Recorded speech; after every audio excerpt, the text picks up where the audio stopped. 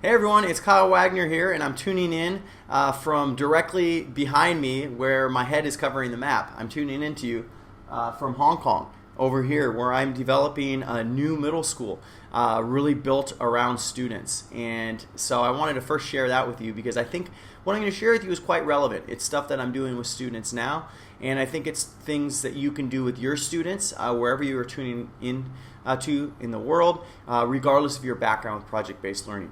Specifically, we're going to talk today about how we can use a process called design-based thinking to help our students solve very, very tailored, specific community problems and really harness the whole power of the community to solve those specific problems. Okay? Hopefully at the end of today you feel really well equipped to go out and do this with your students because it's all about action, guys. That is really what's going to help you, is just to take those action steps. So I hope you're really equipped to really take action even starting tomorrow with your students, even though it's towards the end of the year. So with no further ado, I'm going to get right into the presentation, and I hope you get a lot out of it. Hey everyone, as promised, today we are going to look at how to use project-based learning to solve very specific community problems and how you can rally an entire community around a problem and how you can see the power of really helping students do real, authentic, meaningful work. If you notice, there's Chinese translations in the bottom. If you're a Chinese viewer or do not speak English, hopefully that's going to help you to understand this presentation. So without further ado, let's get into it. There's two models for community projects. Now there's one where you take on a huge global problem. Let's say it's a sustainable development goal, and let's say it's the goal of climate change and the idea of providing clean energy. And students might take on all different projects according to that very, very big global problem. Students might be creating these model future cities. Students might be looking at how you turn biofuel or make biofuel from waste. Students might try to tackle this problem by stopping plastic usage in the world. So as you see, there's lots of student projects, and they take a little bit of a dent into this global problem. But mainly what you do is you get the kids in suits and ties. They share what their ideas are and their projects. Everybody's happy that they've got involved with this problem, but they're not really making a huge impact. In here is a second model in which you have a small community problem. It's very focused on a particular goal. And then there's a big community project where everybody is working on together to rally around finding a solution for this very, very specific problem. And this is the model that I'm going to share with you, and it's mainly using design-based thinking, and it allows for students to have the greatest impact. And I'm going to share how this is a model that might help you not be so overwhelmed with project-based learning, but see it as something that you're able to enact with students right away. Okay, so again, design-based thinking and project-based learning, we're going to show how these two are merged together and how you can use this specific design-based thinking process to help students really make an impact. So the big difference here is that you're taking a very specific user problem, and this user problem might be the fact that they're consistently using plastic bottles. They find it's just easy to do. There's convenience stores nearby. They get one every morning, and you're helping that user solve that particular problem of the waste that's generated, the amount that it costs, by designing a simple solution for them. And you might have designed a plastic bottle that's very conducive for them. It's actually not made out of plastic. It's actually made out of eco-friendly materials. You're solving this plastic problem, but you're also helping solve that user-specific problem. And that is really what design-based thinking is. It's a project-based learning process used to solve complex problems and to find desirable solutions. Okay? So again, it's a simple solution that is basically embedded in a complex problem. Now I'm going to get a little bit more into showing you what that looks like and how you can use it with your students. But first, where did design-based thinking come from? Design-based thinking is not something that's revolutionary or new. In fact, it's a process that's been used by many companies. However, in terms of the education world, Stanford University came up with a simple 5-step process to really kind of canonize this doctrine, and works with schools to help them understand this process in addition to its own students in design and engineering design, so that they can come up with solutions to problems that are quite complex. Examples, the best part about design-based thinking is, again, it's mirrored and reflected in the way in which companies outside of schools solve problems for their users. Each of these companies, as you see, are quite big, large companies, and they all face specific problems with how users use their products. Toyota might have seat belts that aren't conducive for a lot of its users that are of a young age or of elderly age. Coca-Cola might have problems with too high of sugar content in its bottles or its cans, and has to solve a problem with that. Apple, of course, has lots of unique problems that it comes up with, and perhaps that's some of its interfaces and why it's developed very, very simple interfaces for its users. I think you get it. All of these companies face problems that they have to solve. Now, how has it changed the world? Because it's fine to look at how companies use this to solve its problems for users, but you might be a little skeptical and thinking, well, this isn't a profit-driven world. But how has it changed the world and brought good? And I'm going to share with you specifically how it's changed the world in dealing with a problem called club feet. And you're going to see a Stanford design student go through the design process to help solve this problem. So I hope you enjoy this video, and I'm going to put the volume up so that you can hear that as well.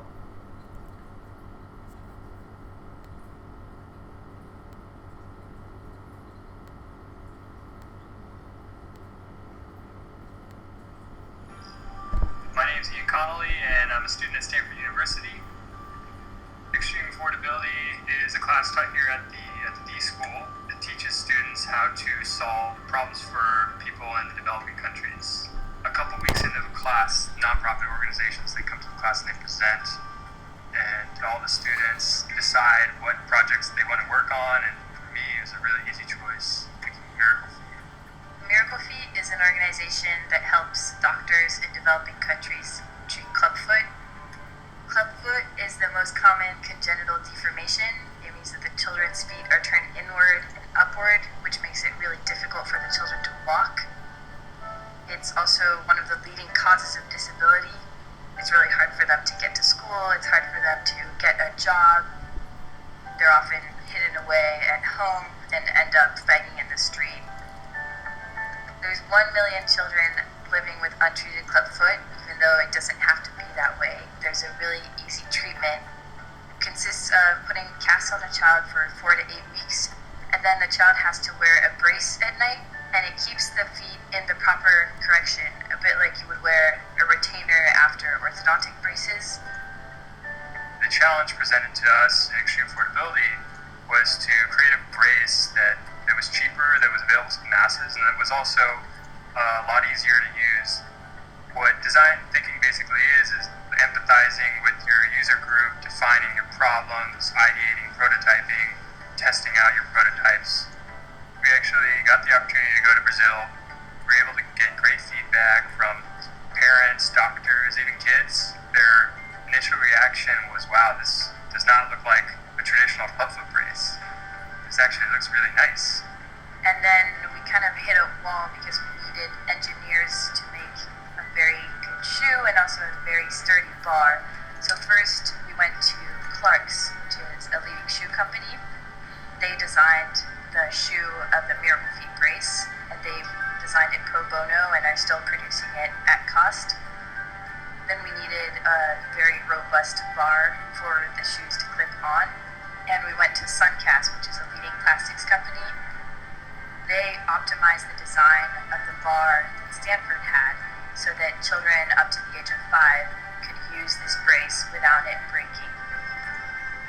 So as you can see, this is a very, very powerful process. Again, those were Stanford design students, but notice how they worked with companies, they worked with the community, and formed many partnerships. And this is very different than the way typically we see schools and community interacting. Typically we see schools building up these large walls to protect and shield students from the community and to keep them safe and to ensure learning. But really we're going to look at a different way of doing things and how we can use design-based thinking to help students make meaningful contributions to the community. So rather than having school and community separated, school and community are blended, and they're working together to solve a complex problem. And I hope that you could see the impact of what something like this does and how it makes an impact on both the users and the students, and it really strengthens everybody together in the process. Now, your next question might be, well, where do we find problems? How do we find problems that kids care about? And I'm going to give you 3 different ways that you can find problems that students really care about. And the first way is a very effective way, and it's very low tech. If you have Google Suite for schools, you can start doing this immediately. Get the kids out in the community. Get them outside of your school walls. Frame a particular larger problem that exists. Perhaps it's safety, perhaps it's environmental problems, perhaps it's making things accessible for the elderly, and they're just going to list all the problems that they see in the community related to that bigger problem. As you see here, students have located where there needs to be benches, where there needs to be fire hydrants, where there needs to be signs, and it's really helping them to start framing these problems in the perspective of their potential users. And so that's a very effective way. Students then can share those maps with each other. You can have different student groups responsible for a different lens that they're looking at. And then from those particular problems that you see, you're kind of looking at one that you feel students are really interested in tackling. So that is one way in which you can find community problems. Now, the other way is to tap into another very integral part of your community, and that, of course, is your parent community. I tell everybody that your parent community is one of the best communities to tap into to find these problems. So talk to your parents, ask them what kind of problems exist with them at their workplaces, and we're going to share with you a couple of case studies in which a problem was taken directly from the parent community, a real world problem, and how students worked to solve that problem using the design-based thinking process. The next place to go is to NGOs. Again, as you saw from the Stanford D School, NGOs came in and presented their problems, harnessed the power of a few NGOs, have them come in, present the problem, have students designing a solution so that they can immediately make an impact on a problem that exists and is also contextualized through work that groups are already doing within your community. Now, the next thing I'm going to expose you to is 2 case studies. So really, what I want to hopefully do for you is ground this in real practical case studies done by students, probably no older or younger than your students. And the first case study is through work that students did with a parent that presented a problem at a hospital. One was with premature babies and their airwaves being blocked, and having to devise some kind of tool to open those airwaves, in addition to helping children to understand the surgeries they're about to undergo because they're nervous. And then the ones on the right had to do with this problem of water and air pollution, and students really solving that problem for a specific user and designing different prototypes of how that user can help to impact this particular problem and lower their carbon footprint. So 2 different problems, one presented by the parent community, one a problem that students found within the community, and 2 case studies that I'm going to go with the design process and explain to you how they solved this problem. Now, this video gives you a brief exposure to how the hospital project got started. So the students went to the hospital, the Children's Hospital, and the Children's Hospital was where a few of the parents had worked. And so they brought them there to the Children's Hospital to hear a little bit more about the background of the problem that exists. So automatically you're getting students outside of school, and you're harnessing them into a problem that exists within the hospital, a very specific problem rather than a large one. And so here you see the students are becoming acquainted with the different doctors. And one of those people there is the doctors that's a parent explaining to them what exists. Now you see here the baby. So this is obviously a simulation. But they're really experiencing and listening and observing what the problem is, so that they can start prototyping their solutions. So a very big launch for this project, getting them outside of school immediately. Students love it, and they've got their baby friend there, and hearing from the different doctors that work in the department to get a really good understanding of the problem that they are about to solve. And so you see here them with groups. You see here then here's a second challenge where students have to devise some kind of tool to familiarize kids with what surgery they're going to undergo. And here's just the kids kind of exploring the hospital, getting an understanding of who the users are. Who are these kids? Some different other programs that the hospital does. And this just helps them to better understand the hospital and how it interacts with the community.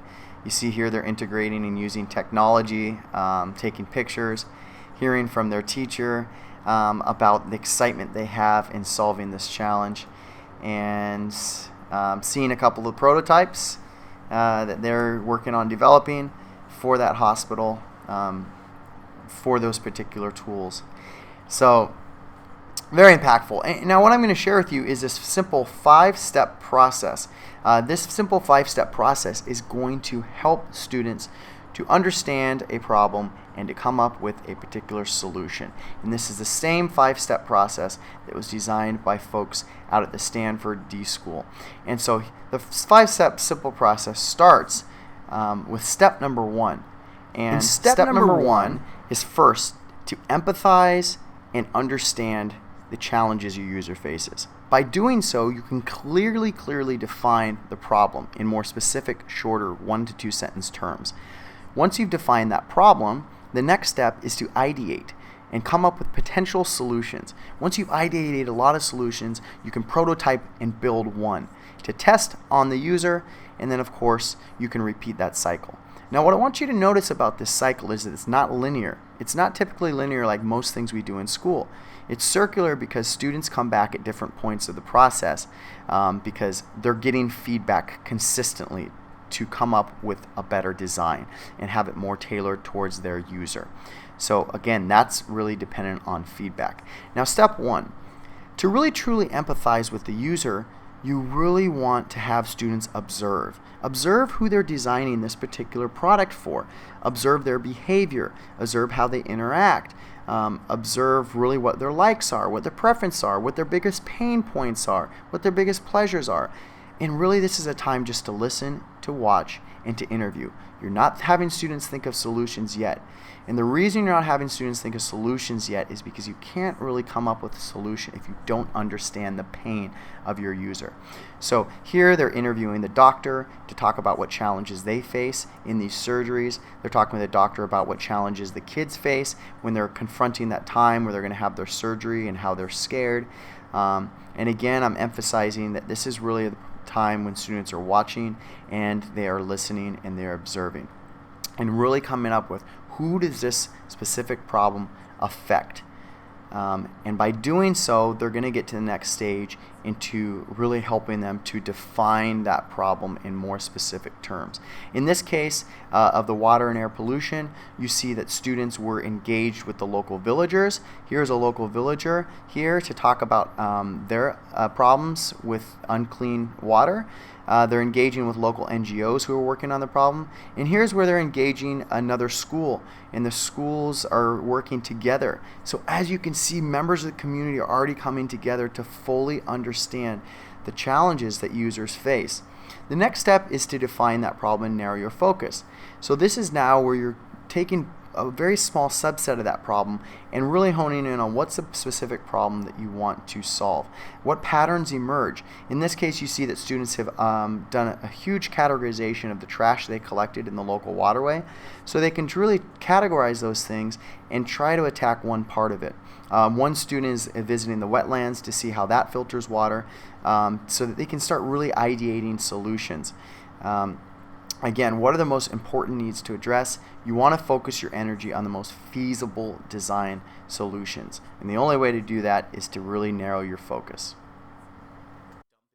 Once you've worked with students to define the problem, the next step is to ideate potential solutions. As you see here, students are getting wild, they're getting wacky. This is where you really want to encourage moonshot thinking. Moonshot thinking is, if you had no limitations, how might you solve this problem for the user?